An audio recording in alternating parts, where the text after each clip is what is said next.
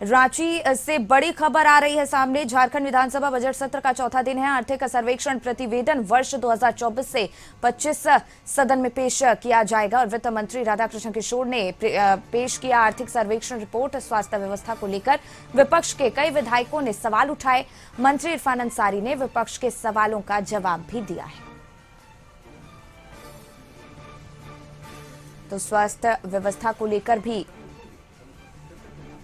चर्चा की गई। झारखंड विधानसभा बजट सत्र का चौथा दिन है आज। आर्थिक सर्वेक्षण प्रतिवेदन वर्ष 2024 से 25 सदन में पेश किया गया। वित्त मंत्री राधाकृष्ण किशोर ने आर्थिक सर्वेक्षण रिपोर्ट पेश किया। स्वास्थ्य व्यवस्था को लेकर भी चर्चा की गई।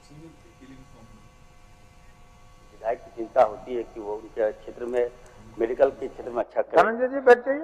तो अच्छा प्रश्न है और मैं आश्वस्त करता हूं कि सामुदायिक स्वास्थ्य केंद्र जो बनके तैयार है जल्द चालू करवाएंगे और डॉक्टर्स का जो भी पद रिक्त है महोदय वो डॉक्टर्स भी हम देने का काम करें। 1 लाख रुपए तक का एस्टिमेट जो हमारे प्राइवेट अस्पताल जो सरकार द्वारा जो पैनल है वहां से एस्टिमेट लाता है और सरकार द्वारा 1 लाख रुपए का एस्टिमेट पास नहीं करता है।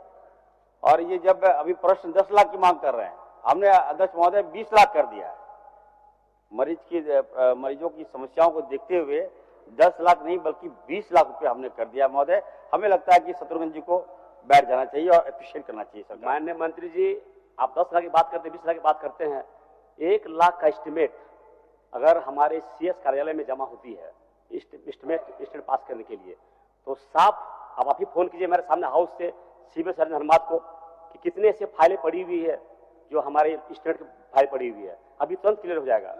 10 लाख 20 लाख की बात करते हैं, 1 लाख तक पास नहीं होता तो 10 लाख 20 लाख कहाँ मिलता उसको। महोदय मैं स्पष्ट कर देना चाहता हूँ विधायक जी को कि वित्त 24-25 में मुख्यमंत्री गंभीर बीमारी उपचार योजना अंतर्गत कुल 138 करोड़ रुपया हम लोग निर्गत कर चुके हैं। लगभग 1821 लोग लाभुकों को हम लोग इलाज करा चुके हैं। तो अगर आप कह रहे हैं कि नहीं, अगर ऐसी बातें आ रही है तो आप हमको परवाह मरीजों की समस्याओं को देखते हुए 10 लाख नहीं बल्कि और ज्यादा जानकारी लिए हमारे सहयोगी जुड़ गए हैं। विशाल, विधानसभा सत्र का चौथा दिन है आज और आर्थिक सर्वेक्षण रिपोर्ट पेश किया गया। किन खास विभागों पे ज्यादा फोकस किया गया इस दौरान?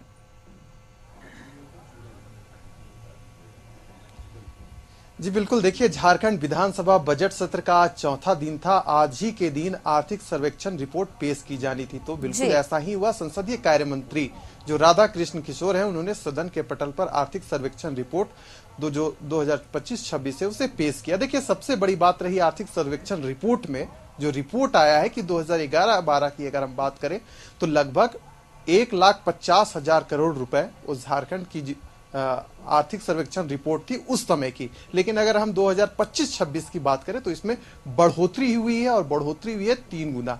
ऐसी जो रिपोर्ट है इस रिपोर्ट में मेंशन की गई है। यानी कि अगर देखा जाए जो आय थी प्रति व्यक्ति आय 50,000 रुपए थी, जो बढ़कर 2025-26 में 88,600 समथिंग रुपए हुए हैं। यानी कि कुल मिलाकर अगर देखा जाए तो झारखंड खनिज संपदाओं वाला राज्य है और प्रति व्यक्ति आय की अगर हम बात करें तो निश्चित तौर पर उसमें बढ़ोतरी हुई है। लेकिन देखिए सबसे बड़ी बात है कि प्रति व्यक्ति आय की बात की जाए तो बढ़ोतरी होती है, लेकिन अगर हम कुछ जिलों की बात करें, खासकर उत्तरी छोटा नागपुर प्रमंडल जिलों की बात करें जहां मिनरल रिच बेच डिस्ट्रिक्ट है, उन डिस्ट्रिक्ट को हटाकर अगर हम दुमका की बात करें या कोल्हान प्रमंडल के कुछ क्षेत्रों की बात करें तो वहां की जो फिजा है कुछ और कहती है। तो देखिए ऐसा होता रहता है, एवरेज निकाला जाता है, लेकिन निश्चित तौर पर हम कह सकते हैं कि जो जीएसडीपी है उसमें झारखंड राज्य की बढ़ोतरी हुई है। दूसरा जो सबसे अहम मुद्दा रहा आज वह मुद्दा रहा स्वास्थ्य से जुड़ा हुआ। देखिए राज्य सरकार से प्रश्न पूछा गया। हमने देखा था जब हेमंत सोरेन का कार्यकाल था जो 2023-24 की बात थी, उस समय भी स्वास्थ्य व्यवस्था पर सवाल उठाए गए थे और आज भी बजट सत्र में इन विषयों को उठाया गया। कहा गया कि जो 108 एम्बुलेंस जो सेवा राज्य सरकार की ओर से दी जा रही है इसमें कई सारी अनियमितता है। तो देखिए जो मंत्री है इरफान अंसारी, फिलहाल स्वास्थ्य मंत्रालय उनके पास है, उन्होंने कहा कि 108 में जो भी गड़बड़ियां हैं उसे दूर किया जाएगा, नई एजेंसी को दिया गया है और साथ ही साथ जो गंभीर बीमारी से जो लोग पीड़ित है, पहले उन्हें 5 लाख रुपए दिया जाता था, तो मंत्री ने स्पष्ट कहा कि अब उन्हें 10 लाख रुपए मिलते हैं और 1891 से जो अधिक मामले हैं लोगों को इस पर लाभ मिला है। लेकिन देखिए चाहे अगर हम सत्ता पक्ष की बात करें या विपक्ष के विधायकों की बात करें, जब भी स्वास्थ्य व्यवस्था का जब बात होता है, विषय उठाया जाता है, तो जो सत्ता पक्ष के चाहे विधायक हो या विपक्ष के विधायक हो, सरकार की कार्यशैली पर अक्सर स्वास्थ्य व्यवस्था को लेकर सवाल उठाए जाते रहे हैं। यही कारण रहा कि कैग की जब रिपोर्ट पेश की गई थी विधानसभा के तीसरे दिन, तो कैग का रिपोर्ट भी यही कह रहा था कि कोविड प्रबंधन में भारी अनियमितता हुई है, यानी कि